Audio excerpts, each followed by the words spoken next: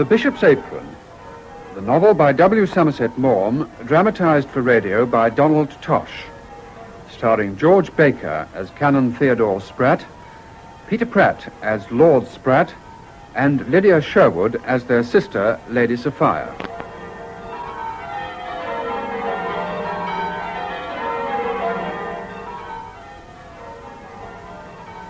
It was at a time shortly after the turn of the century that a deeply concerned hush shrouded the sea of Barchester. The hush was more concerned, if less silent, in the Bishop's palace. Come in. Any word, Mr. Dean? The doctor's with his lordship now. Will he live? The doctor's not taken me into his confidence. We can merely offer our prayers for either eventuality. Barchester won't be the same if he passes over. No. Come, Mrs. Caudle. Should Bishop Andover die, I feel sure the see of Barchester will survive. They'll not find his like. That, alas, is too true. However... Oh, dear, we may get one of them new, modern gentlemen. Should Dean Inchforth, or Canon Spratt, or even the Reverend Mr. Runcible succeed to the appointment, I'm certain Barchester will manage to teach them its ways. After all, it coped with Bishop Proudie and his wife. Only just. And I'm positive that between the Archbishop of Canterbury and our Prime Minister, Lord Stonehenge, a conclusion will be reached in which our traditions will not be overlooked. Won't they, Mr. Dean? Won't they? Meanwhile, in London, Thomas, 2nd Earl of Beachcombe, was on his way to call upon his brother, Canon Theodore Spratt, in Kensington.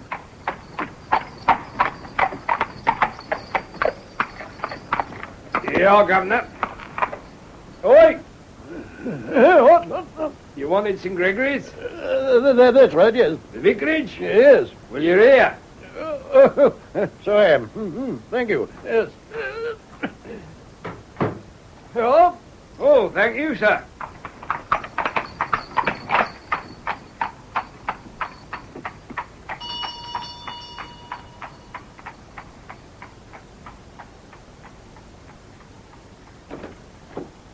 Morning, Ponsonby.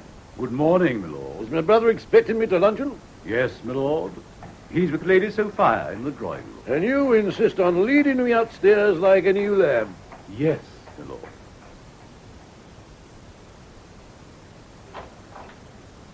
Lord Spratt. Thomas, oh, Theo, I hope someone entertaining's coming to luncheon. I've had a deucedly dull morning. Well, I'm only your sister, Tommy, but don't I merit a greeting? Oh, sorry, Sophie. I've been so bored today. I fell asleep in my cab on the way here. Well, there's only the three of us. With Lionel and Winnie, of course. A family party. Than which I venture to think there can be nothing more charming and nothing more entertaining. Cultivating domesticity, Theo. You're angry to be made a bishop. You take nothing seriously, Thomas. It is a failing of which I cannot but recommend you to correct yourself. Stow it. You know as well as I do the Bishop of Barchester's dangerously ill. I'm told he is dying. He's been in far from good health for a long time. I cannot help thinking that when the end comes, it will be a happy release. I met him once. I thought him a brilliant man. My dear Sophia, Andover had a certain reputation for learning. I never had a great opinion of it. You shared a college at Oxford. He was at least a generation earlier. I'm the last to say anything against a man who stands on the threshold of eternity, but if the truth must be told, he was a doddering old idiot. And a man of no family. So you expect to succeed him? I don't know who there is with any great claim upon the government, but I shouldn't be at all surprised if Lord Stonehenge offered Barchester to me. You'd look rather a tough in leggings, wouldn't he, Sophie? Oh, my dear Tommy, I haven't seen his legs for years. It's hardly a matter upon which you should exercise your humour. Take my advice, Theo, and don't accept the bishopric until you've made sure the Gofflings are beyond reproach. I'll tell Lord Stonehenge that an 18-hole course is a sine qua non of my elevation to the episcopacy. Ah, Winnie, there you are. Yes, Father. Where's Lionel? He told you this morning, Father, that he might be a little late and would join us at luncheon. Well, since your son became your curate, Theodore, you really should listen to what he has to say. There are times when it could affect the domestic arrangements. And what have you been doing this morning, Winnie? I have been to see the model dwellings that Mr. Railing is so interested in. You're not taking to district visiting. I hope you won't catch anything. The condition of the poor is very bad, Uncle. I think one ought to do something. Ah. Who is Mr. Railing? One of the Worcestershire Railing? No, just a common or garden railing. A very clever young man, and I think he'll be very useful to me. I notice your actions are always governed by unselfish motives. Mr. Railing is a Christian socialist and writes for the radical papers. I think he has a future, and I feel it my duty to give him encouragement. You do? Nowadays, with socialism becoming a power in the land, when it is spreading into every stratum of society, it behoves us to rally to the church. Christianity is socialism. Theodore, only the family is here. I pride myself upon being abreast of the times. My father, the late Lord Chancellor, was one of the first to perceive the coming strength of the people. I am proud that my family has always identified itself with the future. Advance has been our watchword. Advance and progress. Anyone would think we came over with the conquest. You looked out our name in Debrett. Frequently, I find it excellent reading to fall back on when there's nothing interesting in the sporting papers. Thomas, It's no go, Theo. A man with the name Spratt weren't at Hastings. I wish you would express yourself in grammatical English. I detest slang and deplore the habit of omitting the terminal letter of certain words. Theodore, it is time for luncheon. Come on, Tommy. Oh, dear Sophie. Neither of us may be Sprats exposed to public gaze, but between us, we try to keep the junior Sprats remembering their perch. Unworthy, Tommy. We all are. Well, Lionel, did you take the wedding at 2:30 yesterday? Yes, Father. And you delivered those papers he asked for to the bishop this morning? Yes. Oh, satisfactory. I'm surprised you find it worthwhile to marry quite poor people. Our duty, my dear Thomas. We have to do our duty. And I pass the gravy. By the way, Winnie, I find I'm unable to attend Mr. Railing's meeting this afternoon. You'll be awfully disappointed. He was expecting you to make a speech. I promised Lady Vizard to take tea with her to meet the Princess Wartburg-Hochstein. A clergyman's time is never really his own, and the Princess wishes particularly to meet me. People so often forget that even royal personages have spiritual difficulties. I shall write a note to Mr. Railing apologizing, wishing him luck, and, with your permission, Sophia, asking him to tea tomorrow. Is he presentable? He's a gentleman, Aunt Sophia, and he's quite He's remarkably clever. Well, then it's high time I met him. I'm afraid he won't be able to come to tea tomorrow because he has another speaking engagement. Oh, well, in that case, you must bring him when he's not so busy. Shall I come in your father's place and address the meeting with him? What's it about? Teetotalism. Most of the London clergy go in for it now. The bishop asked me today if I was an abstainer. The bishop is a man of no family, Lionel. Well, that appears to be true of most of the senior clergy. Personally, I make no secret of the fact that I do not approve of teetotalism. Temperance, yes. How can you be temperate if you abstain entirely? Corn and wine, the wheat, the barley, the vine are ubiquitous. The corn strengthens, the wine gladdens a man's heart, as at the marriage feast in Cana of Galilee. I wonder if I wish you wouldn't continually interrupt me, Thomas. He who has solemnly pledged himself to total abstinence has surrendered to society his liberty to choose. Now, what is it you wish to say? I merely wanted to ask Ponsonby for some more potatoes. I knew it was a flippant observation. The bishop said that total abstinence in the clergy served as an example. As such, it has been a dismal failure. For many years, I have searched for one person who, being a drunkard, was so impressed by the example of his abstaining clergyman that he broke away from his vicious indulgence and became a sober man. Hock, sir. Certainly, Ponsonby, certainly. What do you think of this hock, Thomas? Not bad, I flatter myself. O quam bonum est, o quam jucundum est, populis maternus radere. Excuse me, Canon Spratt, sir. Yes, with us? Lord Wroxham is in the club, and he's been asking for you, sir. Lord Wroxham?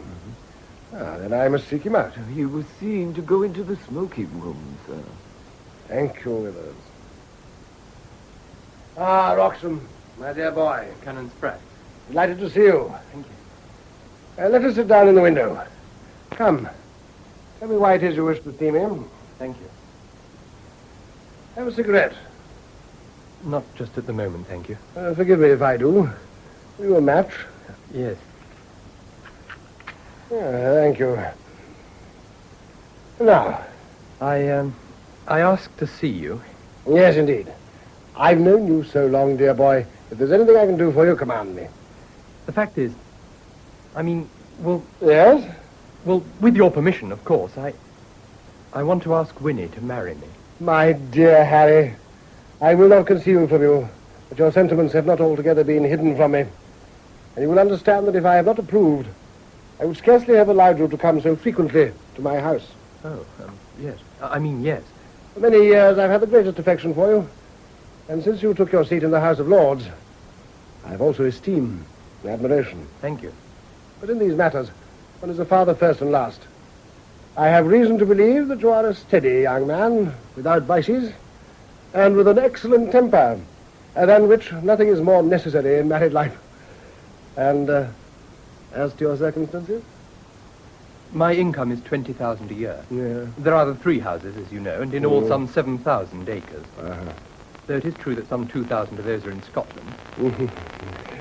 Harry, my boy. I should like to leave all the affairs about settlements in your hands, Canon. I'll do whatever you think fit. Oh, all this is very satisfactory. I'm not a man to go into pecuniary details, thank goodness. I can honestly say I'm not mercenary. And I think we can leave business details to our respective lawyers. Thank you. My dear boy, I give you my full permission to pay your addresses to Winnie. Oh, thank you. Do you think she cares for me? You need have no fear, Harry, on that point. Of course, I leave my children complete liberty of action. But I don't think I am indiscreet in assuring you that Winnie is very fond of you. I'm so glad. Come to luncheon tomorrow and have a talk with my little girl afterwards. I'll arrange it so that you can be undisturbed. That's most awfully good of you. Not at all, not at all. Now I must be running home. I only looked in to see if there were any messages for me. And it was yours, which has made me very happy. Has Father returned, Aunt Sophie? I think I heard him just now. What's wrong? Nothing. I merely have some news for him. I have had a very satisfactory afternoon. Where is Winnie? She's not yet back from hearing Mr. Railing's lecture on teetotalism. I can't still be talking. Father, have you heard? Heard? Heard what? The Bishop of Barchester is dead. What, Andover? Well, this morning you said it would be a merciful release. Well, so it is. So it is.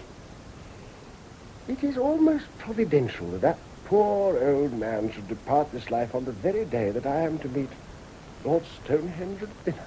Are you? Yes, at the Hollingtons. Well, you can hardly broach the subject tonight.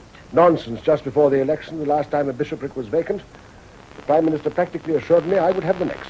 He probably did the same to half the schoolmasters of England. They have none of them half the claims I have. What about Inchthorpe? Or Runcible, come to that? Inchthorpe was made dean less than 18 months ago, and Runcible is much too advanced. I thought your watchword was advance.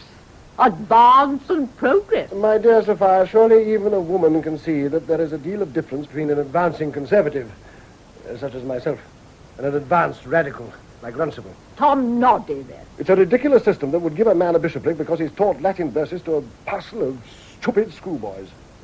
Besides, as the youngest son of the late Lord Chancellor, I think I may expect something from my country. From the way you're talking, I feel you might attack Lord Stonehenge physically. If it doesn't pass you the bishopric across the dinner table like the salt.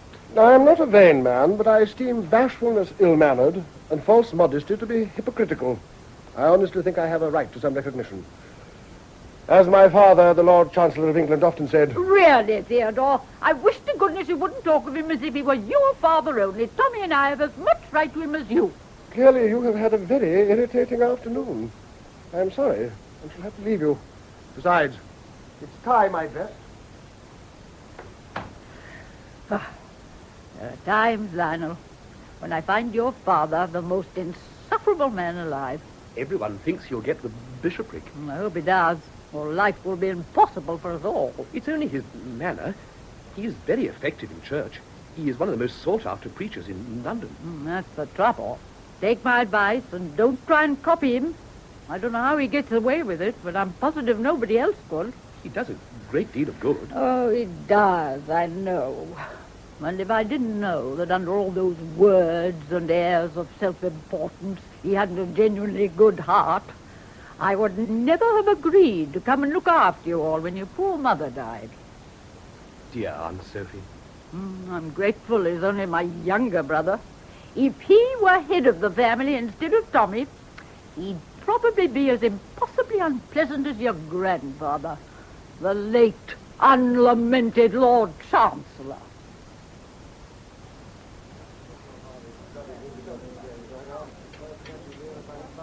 Mrs. Fitzherbert, it's a great pleasure to see you. At last you acknowledge my presence. Oh, come, Grace. We've known each other too many years with such an umbrageous tone.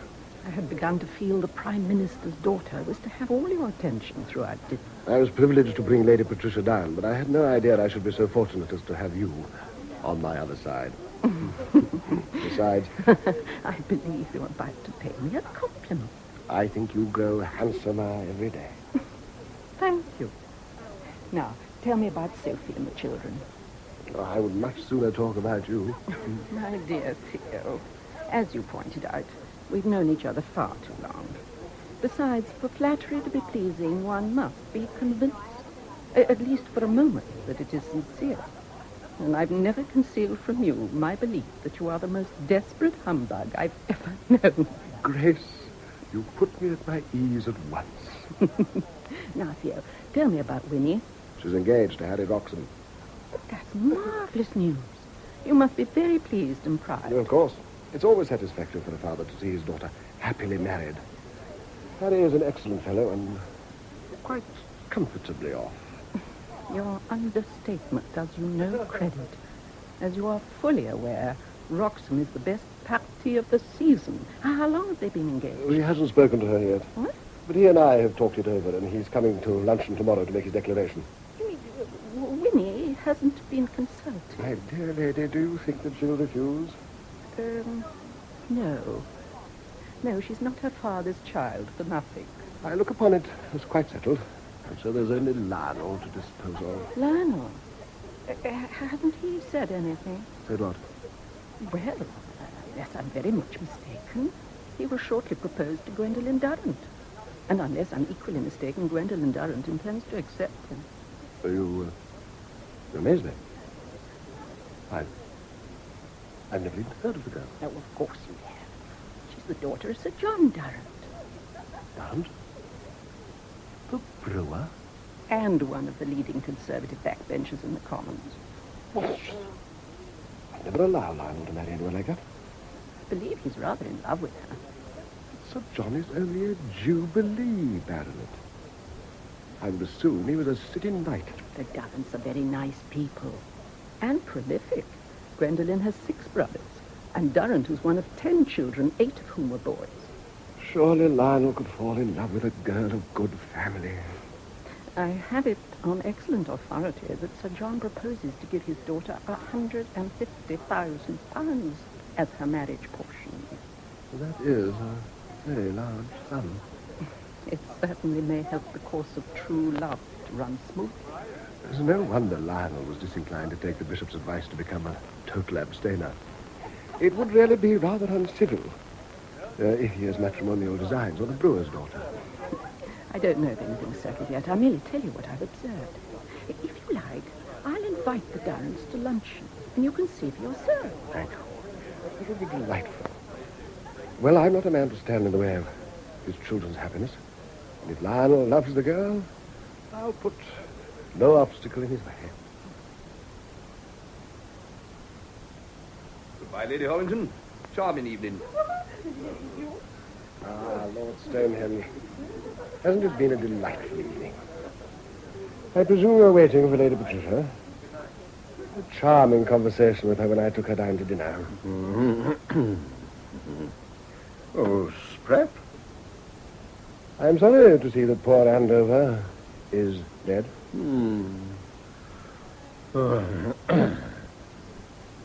He'll be a great loss, and very difficult to replace.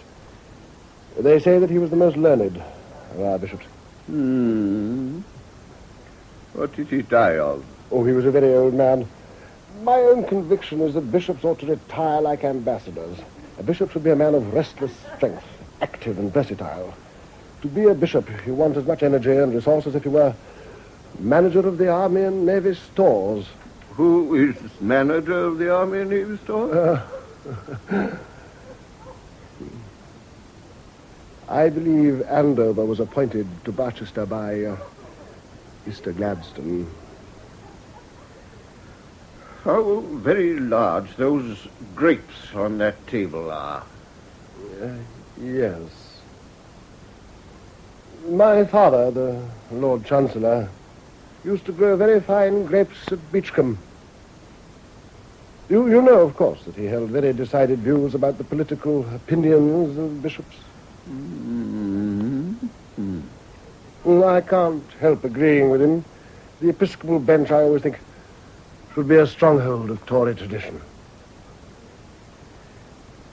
By the way, Lady Patricia persuaded me at dinner to address a Primrose meeting later this month. Here is Lady Patricia. I hope you've not been waiting in a draft, Papa. Well, Come along. Good night, Canon Spratt. Good night, Lady Patricia. Good night, Lord Stonehenge. Very satisfactory. Thank heaven I'll never be as gross as that.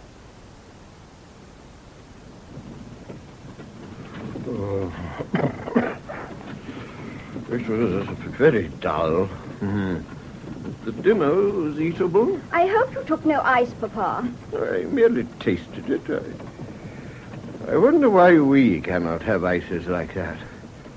Ours are too cold. Lady Eastney was there, so it can't be true about Sir Archibald. The Horringtons are always so careful.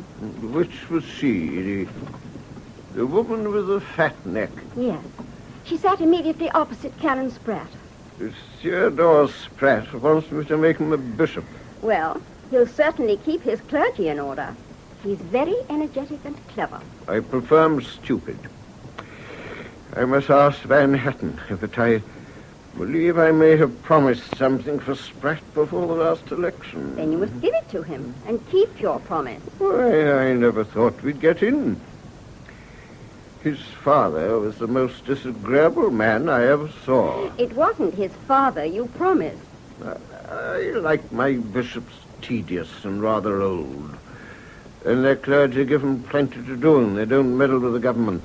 Canon Spratt is a staunch conservative. He'll only work for us as long as it pays him. Papa, he'll never become a radical. He's too anxious to become a gentleman. I prefer a radical to a liberal unionist.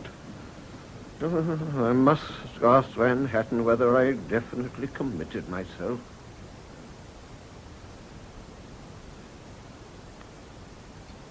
Good morning, Lionel. Aunt Sophie?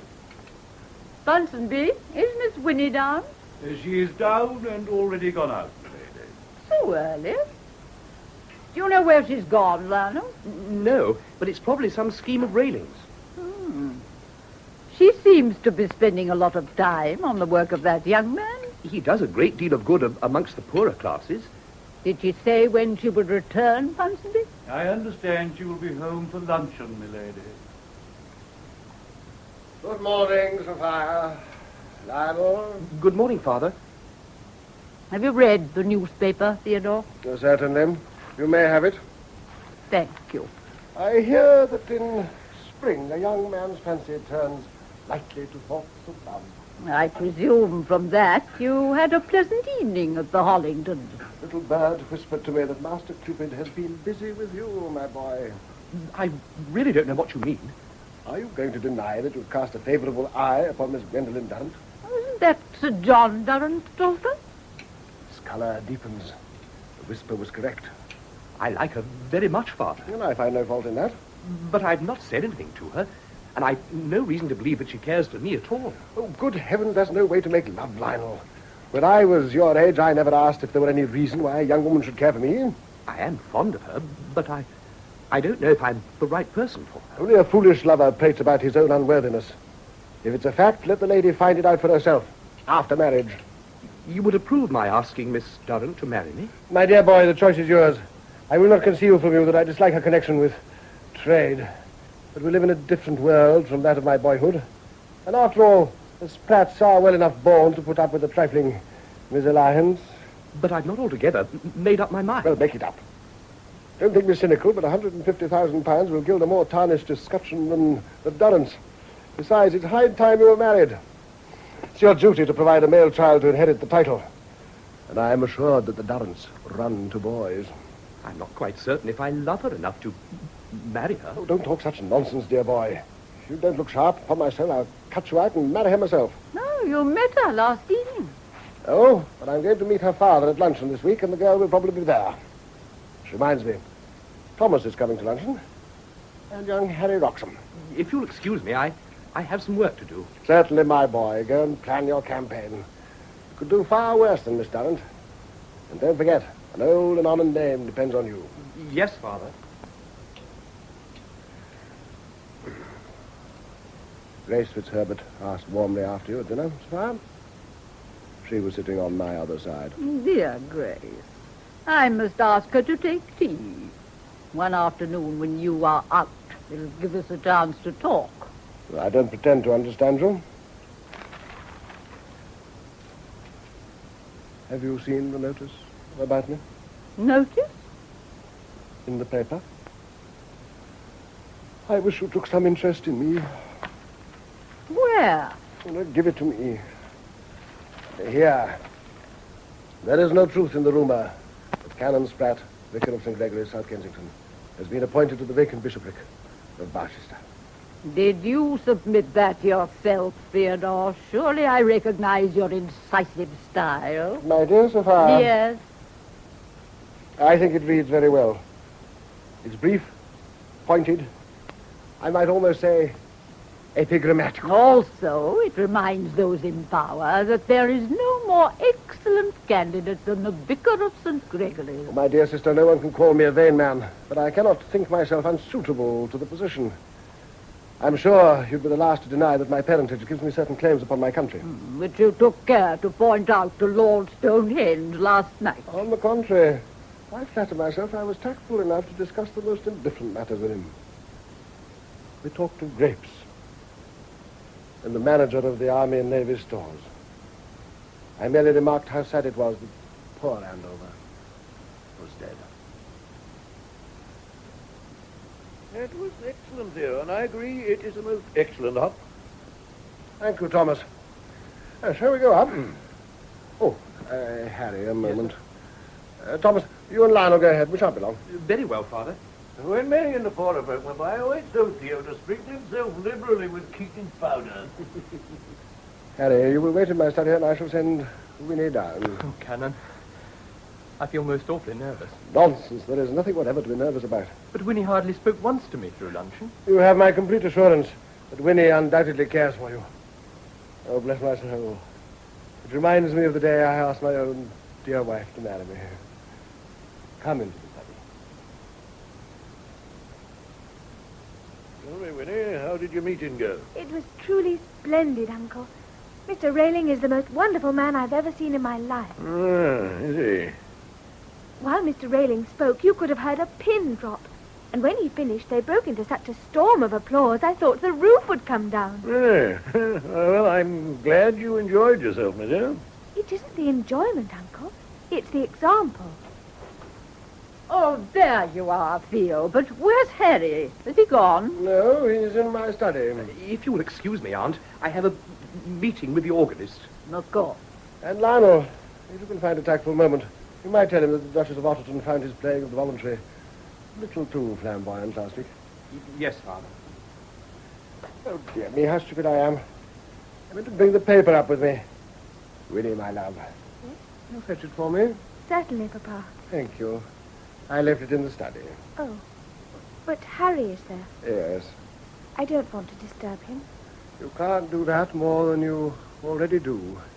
I think he has something to say to you. To me? What on earth can he want? He will tell you himself, my love. Oh, I can't see him. Oh, my dear, you must. I don't want to.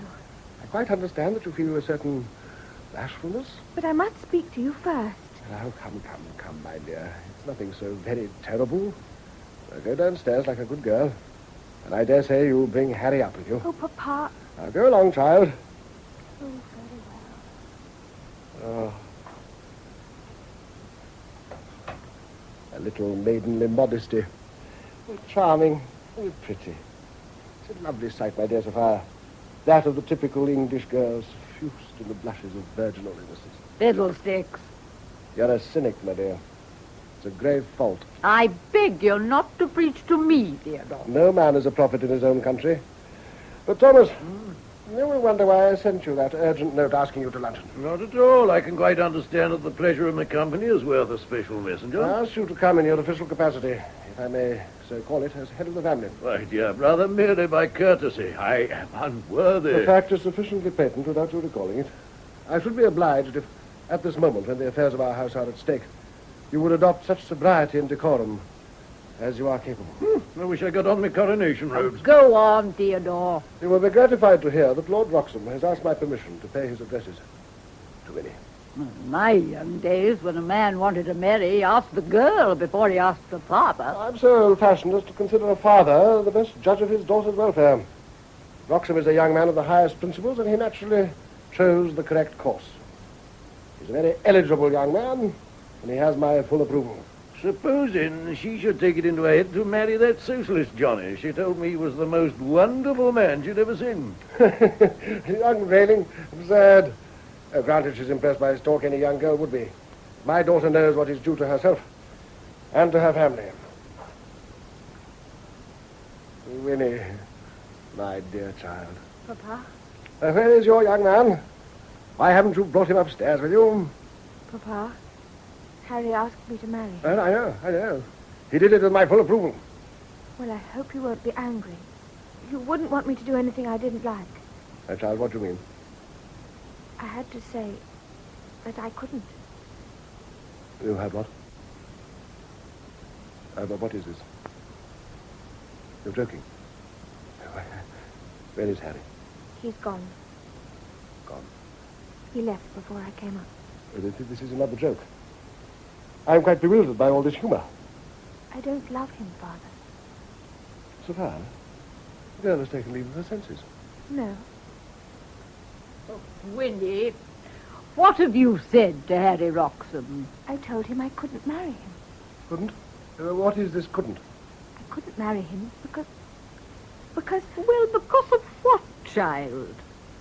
Because I'm already engaged to someone else. No! Engaged? I'm engaged to Bertram Railing. But Winnie, your father explained it. He's only a common Railing. Thomas, you will leave this house. You have joked too far. Very well, Theodore. I've no wish that you wash your dirty linen before me. I ask you to go. I'm on my way. Goodbye, Sophie. Never mind, Winnie. Remember, I'll always back you in something unreasonable. Well, I hope you all will have a very nice time. Theodore, perhaps it would be better if I... Sophia. Winifred, am I to understand that you are serious? Yes. You seriously tell me you are engaged to that man, of whom no one knows anything, that penniless scribbler, that rogue and vagabond? You yourself said he was a man of great intellect. He is a charlatan. You said you greatly admired him. That merely proves that I have good manners. Oh, Theodore, you're being ridiculous. Enough. I just had to order the head of our family from the house for indecent frivolity. I hope you will not force me to take other measures. How long has this absurd business been going on? I agreed to marry Bertram yesterday. But I have not been consulted. You don't understand, Papa. Understand? Can't you see what he's done for me? He's taught me everything I know. I was a fool, vain and stupid. He has made me a woman, and one ashamed of what she was. But I'm proud now. He's the first real man I've ever met. And just what do you find in him that you cannot find in Wroxham or in me? I don't love Harry. A girl your age doesn't know what love is. I cannot make you marry Wroxham, and I can accept your refusal of him as the will of Providence, and shall do my best to bear it. But I will not accept that it is the will of Providence that you marry Bertram Railing. I refuse to give my consent to this grotesque proposal. The man's a scoundrel, nothing better than a fortune hunter. That is not true.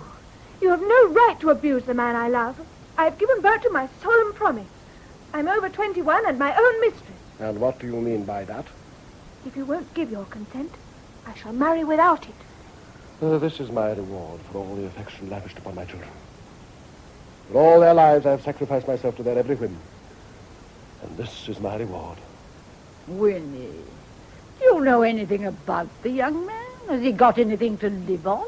We shall both work, Aunt Sophie. And with the extra he makes from his writing, plus the little I have from my mother, we shall live like kings. In a villa in Haunted Rise, I presume. Theodore. Well, I know it's a delicate question, but had he a father, or did he just grow? His father is dead. He was first mate on a collier trading from Newcastle. That, I should imagine, as a profession, is neither lucrative nor clean. Let us be thankful his relations are dead. He has a mother and a sister. Who are they? I don't know or care. He has told me his mother is not a highly educated woman. So I should suppose.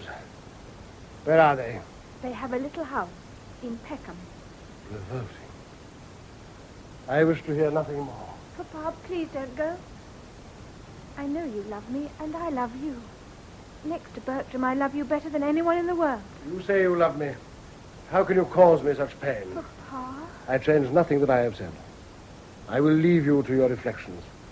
It is only from a regard to your sex and out of respect for the memory of your dead mother that I don't tell you I consider you more than stupid. I consider you vulgar.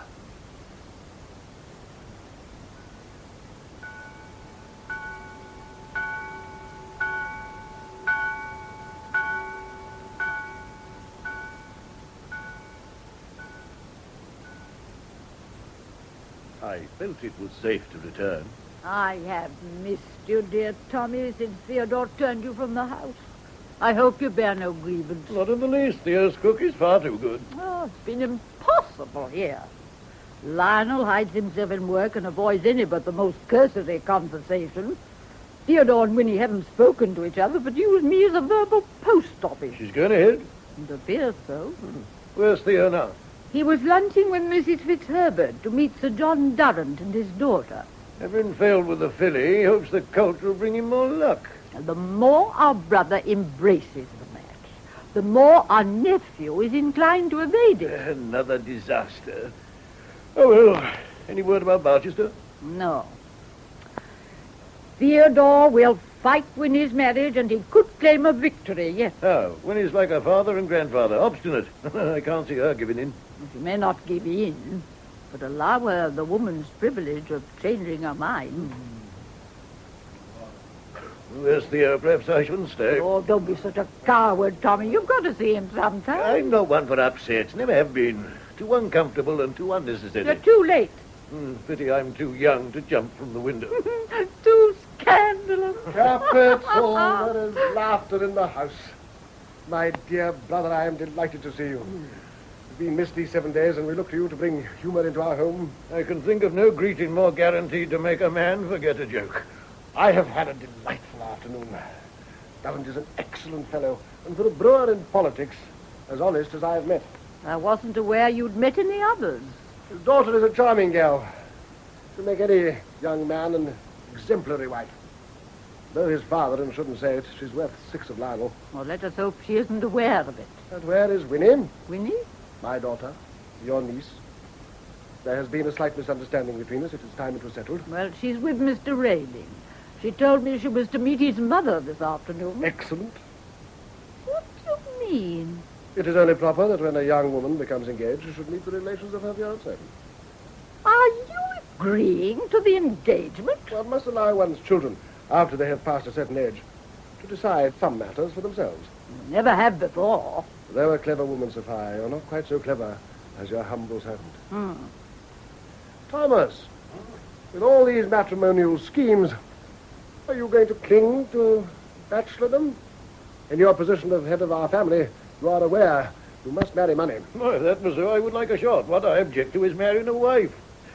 Now, if you forgive me, I've an appointment in Westminster. Westminster? Then we must not keep you from your duties in the house. The house is a public one, and the appointment concerns some horses. Goodbye, Sophie. Good gracious. I believe Thomas was offended by my raillery. Well, what has happened? Why, after a week of meditation, do you now make jokes in doubtful taste? I hope I don't do that so far. Some mild teasing will only lighten the atmosphere of ponderous thought that has filled this house since certain serious decisions were taken.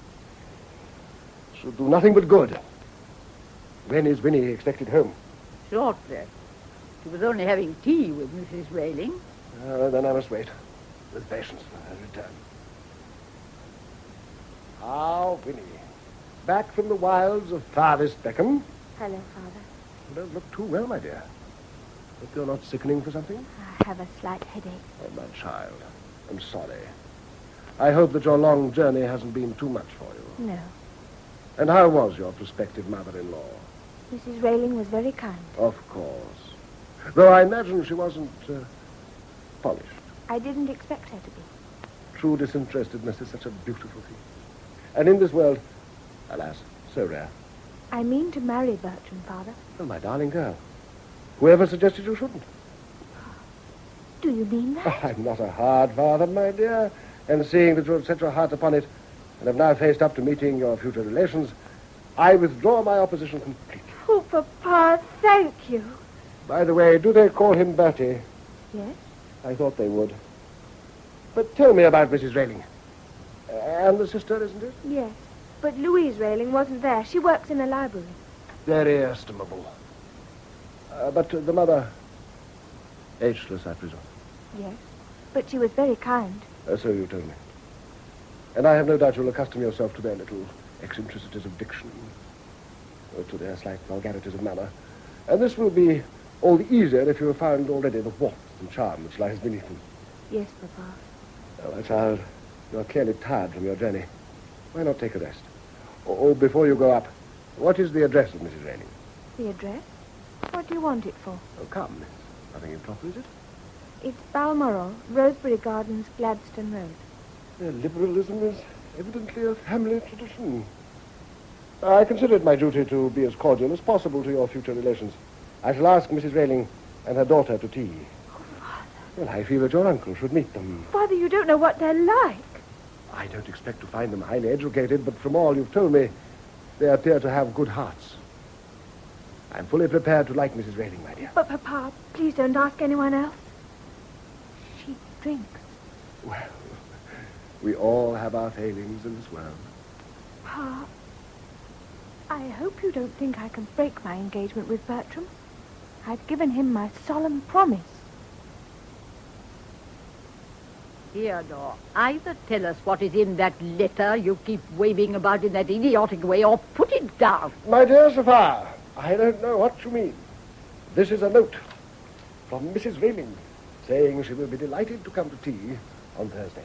You're continuing with this I charade? don't pretend to understand you. Lionel, my boy, you will have to take the 2 funerals that afternoon. Certainly, Father. Whose are they? Persons of no consequence, but they require burial. As a matter of fact, I believe one of them was our fishmonger. I thought the fish had been inferior the last few days.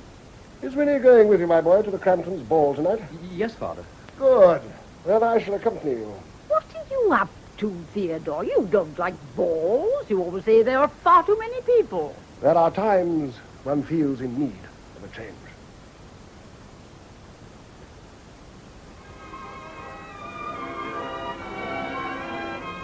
Might I be able to persuade you to dance with me, Miss Black? Thank you so much. But will you excuse me a moment? I'd rather just watch. Then let me fetch you something. No, really. Thank you all the same. But please don't let me stop you from dancing yourself. Thank you. Excuse me. Harry, you startled me. You're looking very delightful. Thank you. I knew I should find you here. That's why I came. You're not angry with me. I wanted to see you so badly. Good heavens, no. Why should I be angry? You've as much right to come as I. I can't keep away from you. I didn't know I loved you so much. Please, Harry. We've been friends for ages. It would be absurd if we couldn't see each other again just because of the other day. I couldn't take your answer as final. Oh, I don't want to bother you and make you miserable, but don't you think that after a time you may get to like me? I told you the other day it was impossible. I know, but then I couldn't say what I wanted. I love you so passionately that it Don't say seems... anything more. Not just now. It's very, very kind of you. And I don't know how to thank you. But I can't marry her. Oh. May I just tell you one thing? Please. You shouldn't. It's just that if you should change your mind, ever, I shall be waiting for you. I can never love anyone else. I don't want you to make any promise or give me any encouragement, but I want you to know that I shall wait. If the time comes when you can care for me, you will find me ready and eager to be your very humble servant. I didn't know you were so kind. I'm sorry. I want you to be happy. But don't be wretched because I can't marry you. I'm not worth troubling about. Is there something the matter? I've a slight headache, that's all. Excuse me if I slip away. Goodbye, dear Harry. I shall never forget your kindness. Roxham, my dear boy, I'm delighted to see you. What a crowd, isn't there? I've been dying to find someone to have a quiet cigarette with me. Will you join me? Certainly, Janet.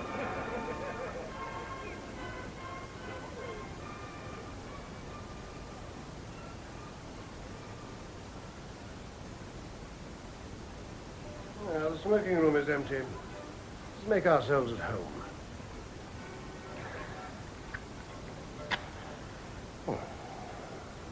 I've been talking with Winnie. Have you? Well? I don't understand her. No, my dear fellow, there's nothing to understand. People say women are incomprehensible. They're nothing of the sort. I think she'd been crying. All women cry when they've nothing better to do. It's the only inexpensive form of amusement they have. I asked her to marry me. And of course she refused. Yes. That was to be expected. Huh? No girl accepts a man the first time he proposes to her. My dear Harry, the way with women is to insist. Treat them kindly but firmly.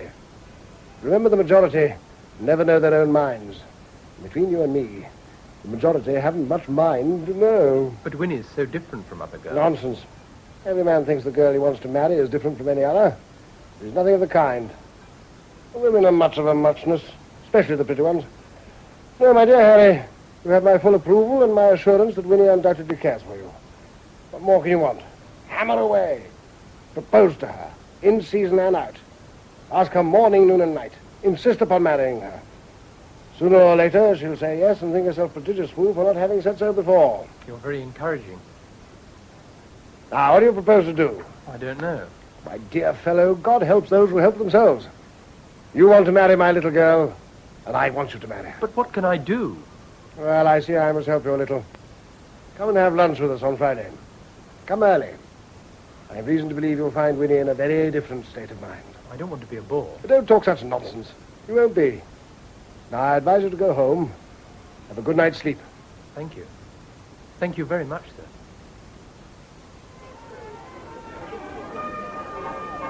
Miss Durrant. Canon. Good evening. How is it the young men are so ungallant as to leave you sitting out? I am engaged to your servant, Miss Durrant. I can't make out where he is. Lionel is a donkey. Give it to me instead. Well, I don't know that I should. Well, of course you must. I, as his father, claim it as a forfeit. Very well. Thank you. Gwendolen, I'll cut you out, dear boy. I'll cut you out. Come, Miss Durrant. You were rather unkind to him. Nonsense. It'll teach him to be more punctual. If I'd been engaged to the belle of the evening, I wouldn't have kept her waiting for a single moment. You dance better than Lionel. You mustn't think that because my hair is nearly white, that I am quite an old fossil.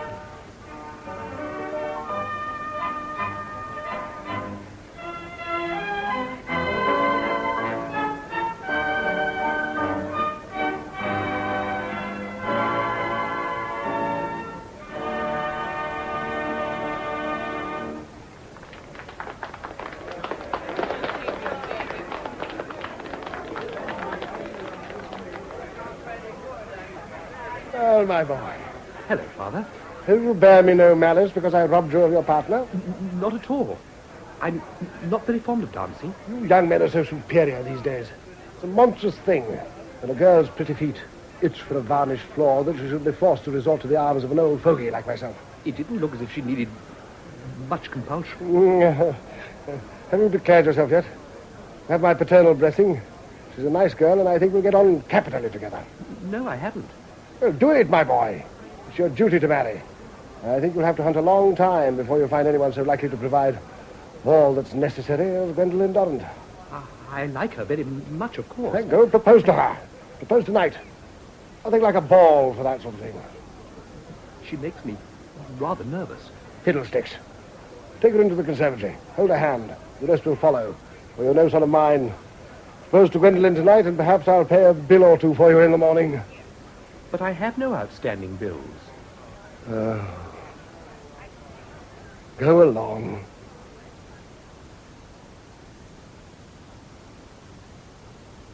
You heard? Yes. He read it like everyone else in the morning paper.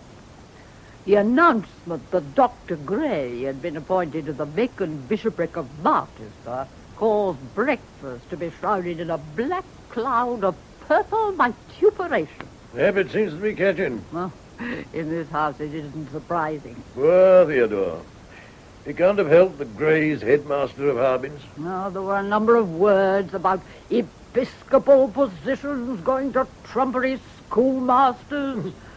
Well, he stormed out afterwards, and though I heard him come in, I haven't seen him. Well, I told him when Andover died not to expect too much. He never listens to us, my dear. He listens. He only hears what he wants. Is the Rayling's tea party still going ahead? Oh, yes. This afternoon at 4 o'clock. I hope when his new relations are entertaining, or we're in for a sticky afternoon.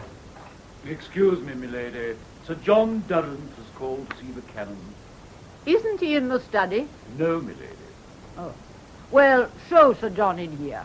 And go and look for the canon. I'm sure I heard him come in. Very good. Do you think Lionel's proposed at last? Oh, it's not possible. He hadn't this morning. And he's spending the day taking funerals. Sir John Durrant. Lady Sophia, I apologize for bursting in upon you like this. I had hoped to find the canon at home. Oh, Sir John. My brother is in, and he should be down directly. Do you know my elder brother, Lord Spratt? How do you do, sir? Delighted to meet you. Can we be of help? I'm afraid not. I've come to thank Canon Spratt for saving my daughter's life. Theo did? This morning, in the park. Her horse was frightened, tried to throw her, and would have bolted if it hadn't been for your brother. My dear Durrant, do forgive me. I was upstairs. Not at all, sir. I've just seen Gwendolen, and she has told me of your bravery in saving her from a nasty accident. It was nothing, I assure you. I happened to be near. I don't know how to thank you. There is no need, and I am flattered that you should call upon us. But if you will allow me to say it, I think it is incautious to let her ride alone. I've offered to accompany her tomorrow. Oh, that is most good of you, Canon. Gwendolen refuses to ride with the groom.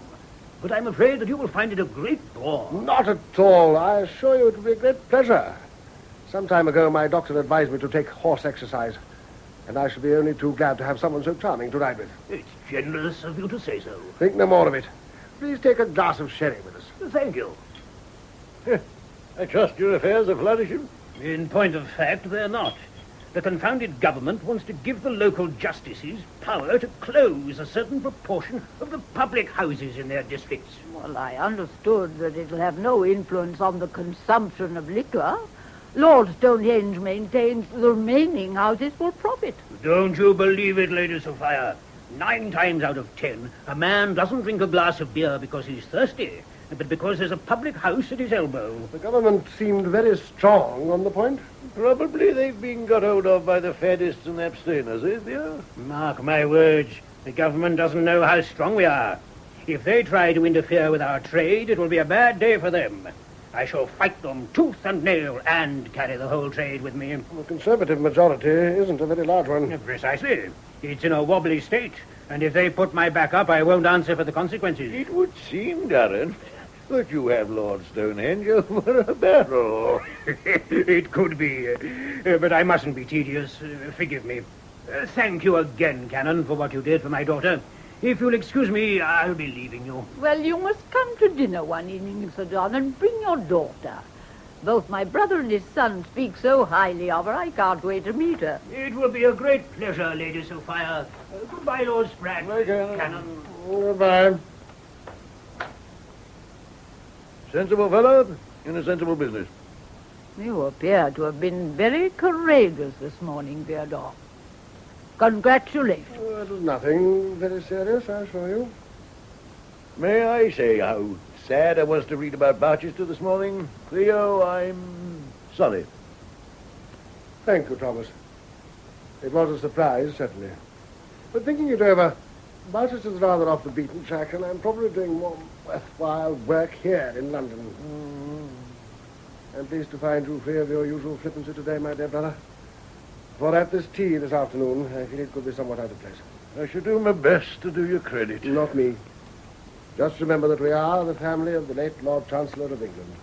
And for people such as the Railings, we have a position. And it wouldn't do for them to feel any of us were not worthy of it. It's a nice neighbourhood here. South Kensington? It's the least unpleasant of the suburbs. My dear, I cannot allow you to call South Kensington a suburb. Well, unlike the Hamlet, which was funny without being vulgar, South Kensington is like Bayswater without being funny. Oh, yes. Peckham's nice. I'm sure it is, Mrs. Rayleigh. We're lucky, mind. We have the electric light and a bathroom. Bertie has to take his bath every morning. They say that cleanliness is next to godliness. That I don't deny. But one has to be careful. I've heard of those who took cold and died through having a bath when they wasn't feeling up to it. Tea, Miss Raylan? Thanks. No sugar. I think it's weak. The tea, I'm so sorry. No, to take sugar. I don't approve of hydrocarbons. Louise. Yes, Bertie. This is Winnie. Ah.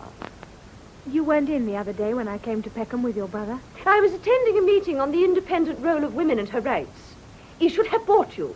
I'm afraid I had a train to catch. Yes, there wasn't time. There is always time.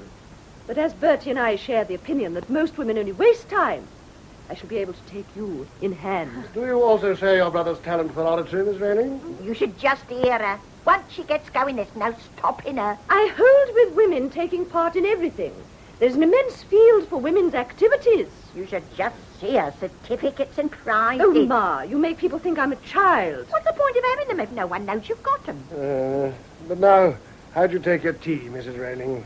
Oh, I don't pay no attention to all this stuff of Bertie and Louise. Sometimes they give me the hump, I can tell you. Ma. Well, you do. Do mind what you're saying. It's always the same, Your Grace. When your children grow up and get on in the world, they want to turn everything upside down. What do you think Bertie wants me to do now? I can't imagine. He wants me to take the pledge. Mother. It's true.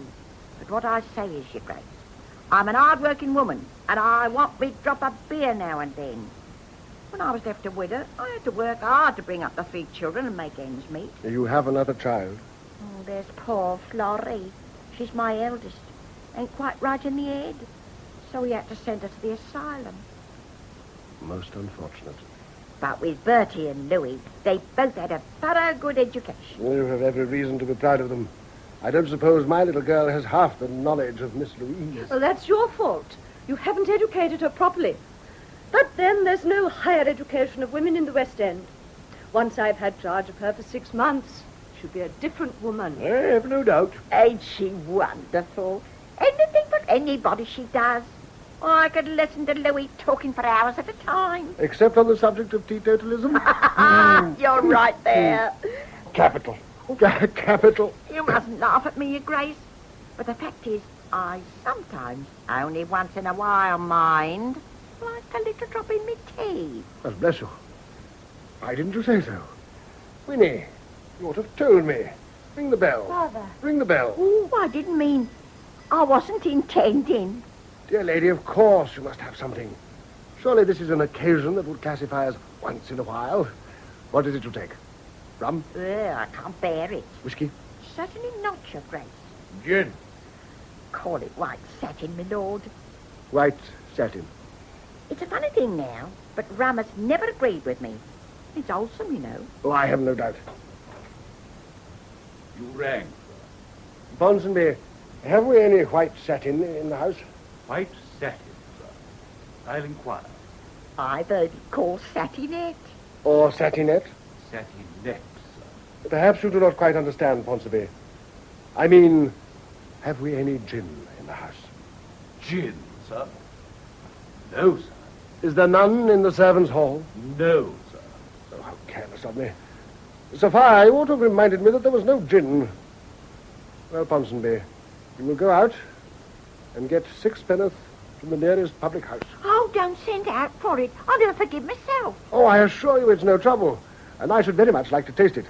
Well, then, 3 pence is ample. You're better without it, Ma. Oh, come, you mustn't grudge your mother a little treat. And it's a real treat for me. 3 pence of gin, Ponsonby. Very well, sir.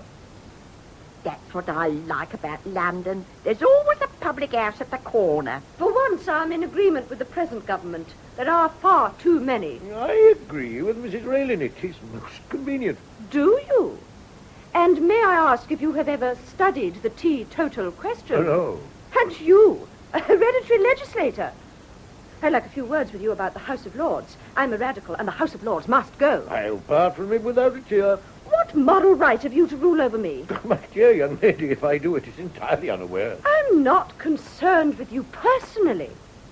To you as a person, I am completely indifferent. You crush my self-esteem. I wish to discuss the matter with you as a member of the privileged class.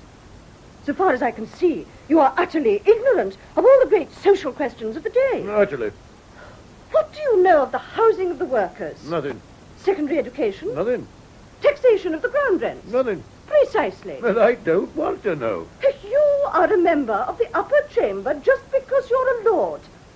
You have the power to legislate over millions of people with 10 times more knowledge, more ability, and more education than yourself. Excellent. You rub it in, Miss Rayling. How do you spend your time? Well, Do you study the questions of the House? Do you try to fit yourself to the task entrusted to you by the anachronism of a past age? Please, Miss Raylan, put your umbrella down. It's making me nervous. I'll be bound you spend your day in every form of degrading pursuit. Race meetings, gambling, billiards, and golf. Capital. A good straight talking to is what he's needed for years. Excuse me, sir. Ah, here's the gin. Oh, don't call it gin, Your Grace. It sounds so vulgar.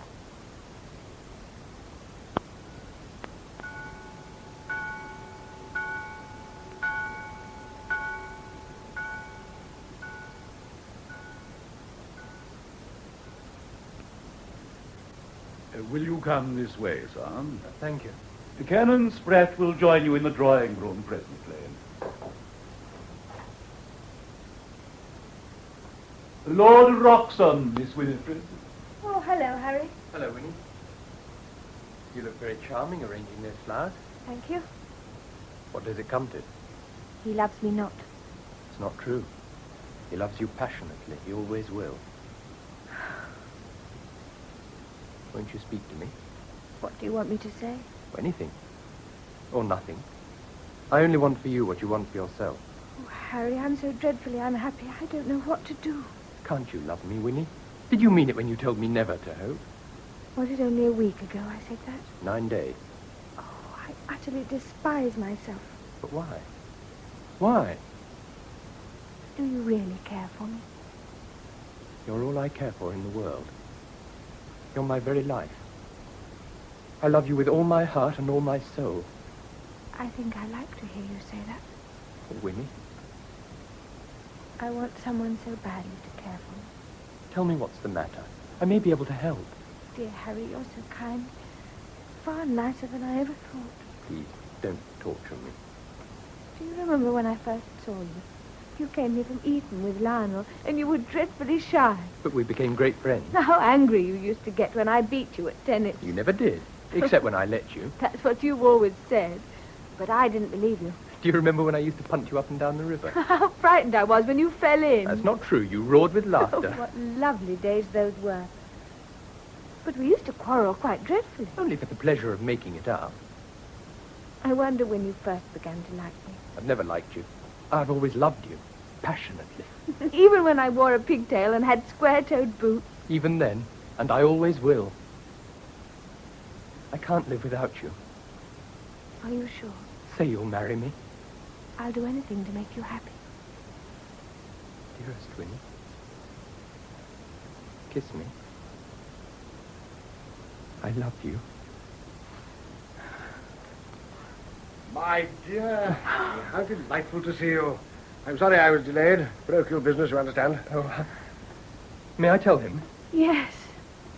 Canon Spratt, Winnie has just promised to be my wife. What? Oh, my dear children, I'm delighted. All's well that ends well. I told you she was devoted to you, my boy. Trust me for knowing a woman's character. Excuse me, sir. Yes? Mr. Railing has called. He asked for Miss Winifred. Yes, he. I showed him into the study, sir. You did say you wanted to see him. I'll see him at once. How good of you to come, Railing. Delighted to see you. Winnie told me she'd be at home. My dear friend, I didn't flatter myself that you'd come to see me. In fact, I've been wanting to have a little chat with you. Of course, Canon. A serious step that you young people are taking. Then we're wise to take it with a light heart. And as to being young, I am 28 and Winnie over 21. Yeah, true. Do you smoke? No, thank you, I don't. No vices, I see. And now let us discuss the matter cordially. There is no need for me to tell you that I have the highest esteem for you and the sincerest admiration for your talents. Thank you. We live in an age when talent is not always rewarded according to its merit. To be frank, I'm curious to know upon what you propose to live. My own income is about 150 annually, and Winnie has 300 a year from her mother. You are well informed. Winnie told me. Obviously. I didn't suppose you'd examine the will at Somerset House. You imagine that Winnie will be content to live on £450 a year. It's 3 times as much as my mother had. Possibly. But your mother, a most excellent and delightful person, Railing, don't misunderstand me, has moved in a rather different stratum of society from my daughter. But do you think Winnie cares 2 straws for the tawdry trappings of society? I think my daughter is human, and I confess I suspect a carriage and pair may be essential to her happiness. I know Winnie, and love her, Canon. You think she's a doll and a fool. Well, she may have been. Now she's a real woman, and loathes the shams and shallowness of society. Yes, she said that. But my word, Miss Pratt have a keen sense of humor. Her life was a mockery. She didn't know what life was. You think she cares for carriages and fine clothes now? She had no aspirations, she had no ideals, and of course she wasted herself on fashionable frivolities. But now, thank God, now, she knows how narrow is this circle of idle, selfish people. She wants to work, she wants to labor, she wants to stand shoulder to shoulder with her fellow men and fight. My boy, do you honestly think it would ever have occurred to Winnie that this world, her world, if you like, was hollow and foolish if you had had a squint eye or a wart upon your nose? But that is a monstrous argument, sir. You think that all people are bad. On the contrary, I think only that most of them are foolish. You sneer at the new life which fills your daughter's eyes. You no longer know her. Oh, I know she loves me. You may think that I'm a fortune hunter, but you're wrong. We don't want your money. We have no need, nor will we know what to do with it. You are content that she should sacrifice everything for you. She throws away painted husks, dross, and tinsel. She gains the whole world. Which means you, and a villa in Peckham. Upon my soul, you are very modest. What are you driving at? Well, out with it. I beg you to observe the conventions of polite society. Conventions? It is the duty of any father to inquire into the circumstance of a young man who proposes to marry his daughter. Oh, I know you despise me, but don't humbug me as well. Mr. Railing, I solemnly ask you to give up my daughter. After mature consideration, I have reached the conclusion this marriage is impossible, and I will never give my consent to it. We'll do without it. We're both free. Winnie has promised to marry me, and by God, she shall. It is painful for me to have to talk to you in this manner. It is true that a short time ago I gave my provisional agreement to your engagement, and it is understandable you should find it strange if I now refuse it. But certain facts coming to my knowledge force me to do so. Your eldest sister is unfortunately in a lunatic asylum. I regret the misfortune. But with insanity in your family... But that's absurd. Florrie had an accident as a child. She fell down. Since then, she's been... Not quite right in the head, as your mother put it. Every child falls, but the entire human race is not so imbecile as to need restraint. I don't believe a word you say. You produce this for want of anything better. It is, as I've said, sir, pure humbug. Tell me the simple truth, if you can. Are you quite sure that Winnie cares for you? As sure as I am of my own life. It is my painful duty to inform you that you are mistaken. What? Winnie has realized she has misjudged the strength of her affection. I don't believe it. Mr. Railing, you exhaust my patience. Well? Winnie has requested me to tell you that she finds she doesn't care enough for you to marry you. She deeply regrets the unhappiness she has caused and asks you to release her. It's a lie. You will have the goodness to remember that I am a minister of the church. You forced her to do this. I know she loves me. You may think what you like. The fact remains, she wishes to break off this engagement. You tell me I am a man of honor and then treat me like a lackey. My whole life's happiness is at stake. It is not true. On my honor as a gentleman. Then let her tell me herself. She has gone out. But she was expecting me. Precisely. She chose not to be here. Doesn't that show you that I have spoken the simple truth? I wish to spare you both a painful scene. No, I can't believe you. What an escape. What an escape. Hello? I am. You seen the paper this morning? As you insist on being the first to read it, and have not yet seen fit to pass it amongst us, I can't see how we could have. What is it, Father? A dreadful thing has happened. Dr. Gray has had an apoplectic stroke and died last night. Poor man. He hasn't enjoyed his bishopric long. I look upon it as a judgment of Providence. What on earth do you mean? I said at the time he was not fit to go to Barchester. I've no doubt the strain and excitement proved too much for him. You see, I was right. When will men learn to put a rein upon their ambition? Especially when such as you set them such a good example. You are talking nonsense again, Sophia. If you'll excuse us, I would like a few words with Lionel. Certainly. I'll go and speak to cook. Now, Lionel. Yes, Father? I think you have shilly-shallied long enough. I want to know what you intend to do with regard to Gwendolen Dunn. To do with her? Oh, good Lord, man. What a perfect fool are you? We've discussed your marriage to her ad nauseam. We've hardly spoken of it. Don't quibble. It's not fair on the girl to keep her dangling like this. Are you going to marry her or not? Well, there's no hurry. On the contrary, there's the greatest possible hurry. Why? With every reason to believe that someone else is thinking of proposing to her. Oh. Well, I don't think she cares twopence about me. Lately, whenever I've seen her, she does nothing but talk about you. Well, there are less diverting subjects for conversation. One can have too much of a good thing. If you don't look sharp, someone will step in and cut you out. I warn you candidly. I shan't break my heart. I don't know what young men are coming to. No spirit, no enterprise. Well, you've been warned. So you mustn't be surprised whatever happens. Well, if you want her in the family so much, I wonder you don't marry her yourself. Well, what would you say if I did? I'd wish you luck. Well, let me tell you that a man of 50 is in the very flower of his age. Where are you going? Out!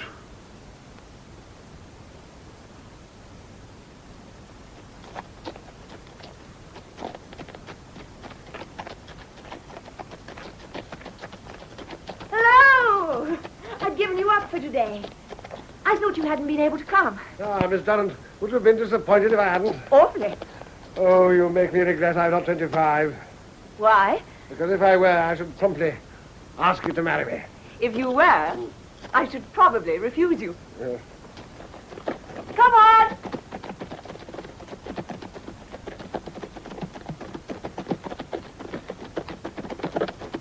Oh, it's ridiculous. Here I am, a man you see as old as your father, yet my heart is as young as it ever was. You're not a bit like my father. He doesn't dance, but you do. And he won't ride, but you do. I never feel you're any older than I am. Nearly 50. Think you're fishing for compliments. Oh, Gwendolen. Gwendolen, I sometimes think you have worked a miracle. Oh, you can make fun of me if you like. But by your side, I feel as young as a summer morning.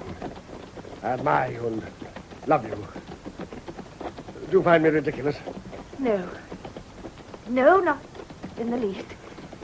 Gwendolen, will you be my wife? Theodore. What about Lionel? Lionel? Lionel can go to the dickens.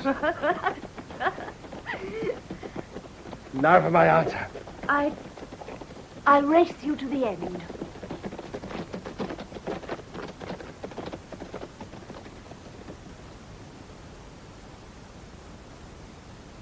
It's all settled then.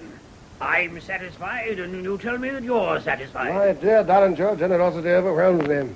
I promise you I'll do my very best to make her happy. I don't know what you've done to the girl. She's quite infatuated. Oh, she's made me the happiest of men. And I am delighted that something good has happened to brighten up these past grey weeks. They're going ahead with the public house legislation. They are. And the devil of it is that if we in the liquor faction go against it, the government will fall. We are as strong as that. We are. And they're all looking to me for a lead. The cartoonists are having a field day. Did you see the one in the Morning Post of Stonehenge on his knees, bowing to me dressed as some Turkish pasha, sitting on a beer barrel? No. Whatever they say, he's not going to give way. And then he can always point to me and say I was the one who split the party and brought us down. And you don't want to? If there was an election tomorrow, we'd all be out on our ear. To Stonehenge, it's a small domestic matter, and we've no right to stand out like this. But it's our business he's attacking. Do irreparable harm to the party if you do stand firm. I know. My dear fellow, I'm full of sympathy for your thinking. But if the Liberals got into power, you would have to face much more serious legislation. I've spent a long time on this, and will no doubt spend a lot more. If there is anything I can do to help, you have but to call on me. You know that. Now, if you'll forgive me, I must thank you for the delightful luncheon, and with your permission, I will go upstairs and say goodbye to Gwendolen. You're not going? Unfortunately, I must. I have a busy afternoon ahead of me. You can imagine that it is not without weighty reason that I tear myself away from this house, which now holds my heart. Put like that, I suppose I must let you go. You're a clever man, Theodore, and the first understanding clergyman I've ever met. You should be a bishop. Thank you. It is an honor which I may yet be granted. I hope we can see you for dinner. Alas, no. Not this evening. It is impossible. Winnie is returning from the country. She is to marry Roxham, as you know, and she's been visiting his mother.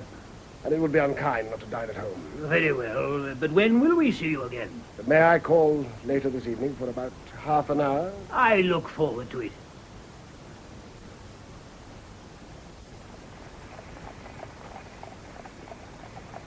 Cabby, it's half a sovereign for you if you get me to the Athenaeum in the next 3 minutes.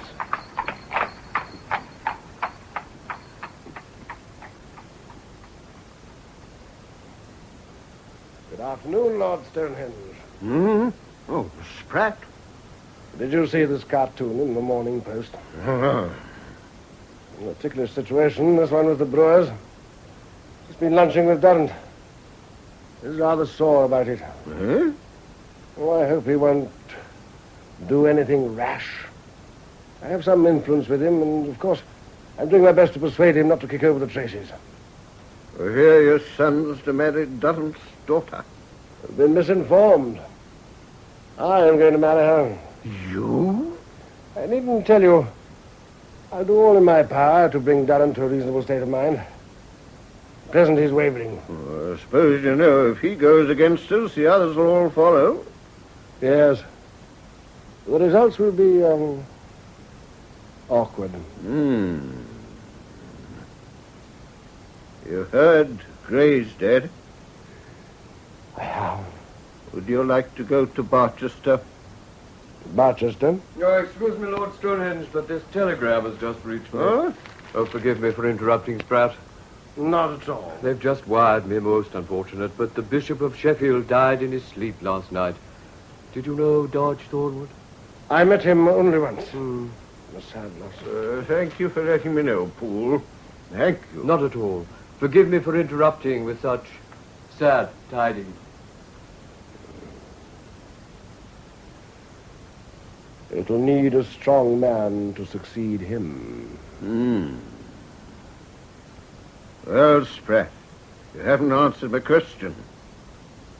Your question? Do you want Barchester? Lord Stonehenge, it is very good of you to make the offer, and I need not say how sensible I am to the honor. But if I may put it frankly, I don't think I can be of much service in a dead and alive place like Barchester. I have a passion for work. I can't live without plenty to do. If I'm to leave London, I feel it should be for a place that offers ample scope for a man of my energy. A place where there's a vigorous civil life, where one might feel oneself at the center of this busy and modern world of ours. Advance and progress are my watchwords. I see. But it is too bad of me to take up your time like this. You have so little time for private thought and contemplation. I shall be seeing Durrant again this evening, and shall do what I can to persuade him to put his business interests behind his political ones. I see. It's good to see you back from Castle Tenga, Winnie. How are you? I'm so very happy, Uncle. You're looking positively radiant. Where's Theo? Still dressing, I presume. I heard him singing in his room as I came down. Gray's dead. Has he got Barchester? I haven't heard. But if he has, I am sure he'll be only too eager to tell us when he comes in. Hello, Uncle Thomas. Hello, Winnie. Hello, Lionel. Oh, it's good to see you again. Forgive me for not being in to dinner tonight, but I must attend choir practice. Is your father going to? He's been practicing upstairs. I don't think so. He hasn't said anything. Then it is unlikely. Welcome home, Winnie, dear. Thank you, Papa. Good evening, Thomas. I trust your day has not been too dull. You're very cheerful, Theo. Who would not be? The family all gathered together again. How delightful.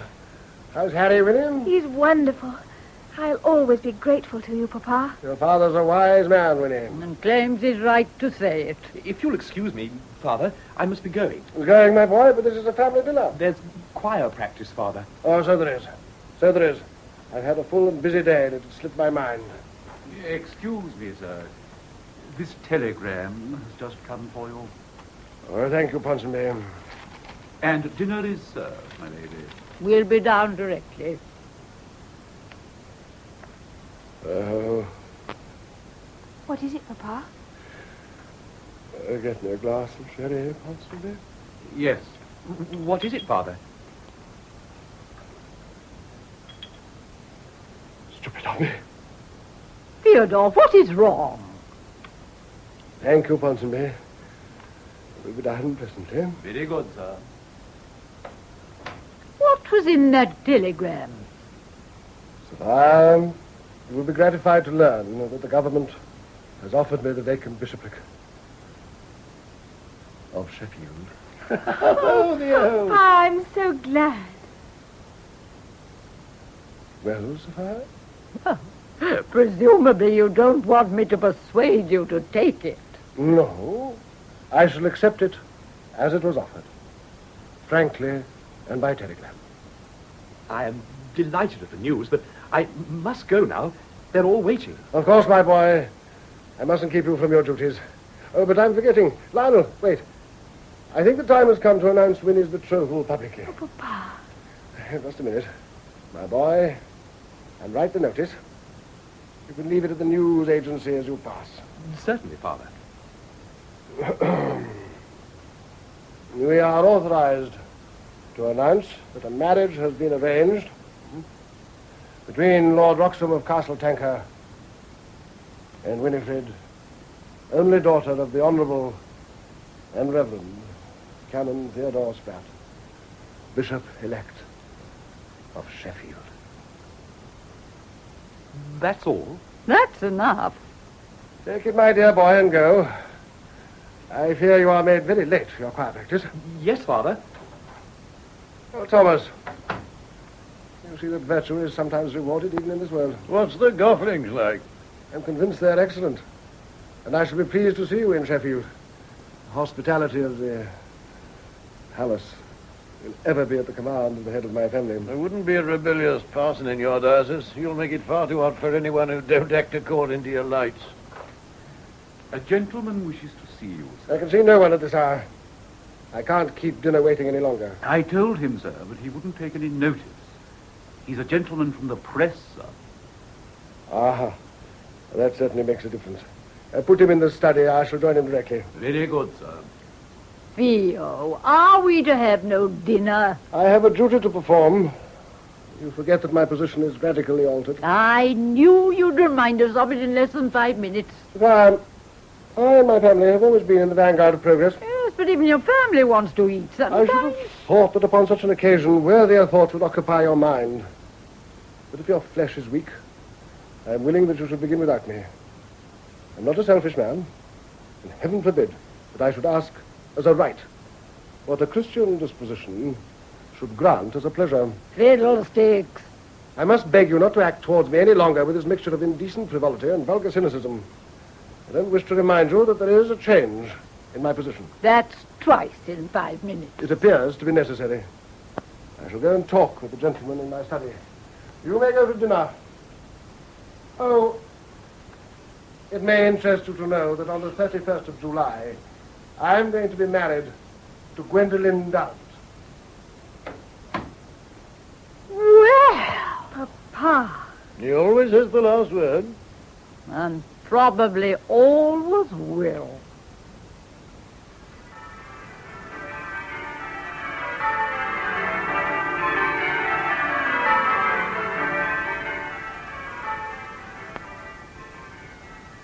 In The Bishop's Apron, you heard George Baker as Canon Theodore Spratt, Peter Pratt as Lord Spratt, and Lydia Sherwood as Lady Sophia Spratt. Winifred Spratt was played by Pat Pleasance, Lionel Spratt, John Rye.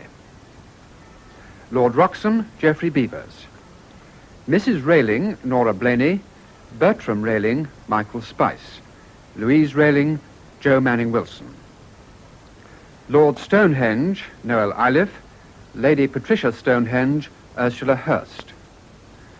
Sir John Durrant, Martin Friend. Gwendolen Durrant, Sheila Grant. Mrs. Fitzherbert, Betty Bascom. Mrs. Caudle, Marjorie Forsyth.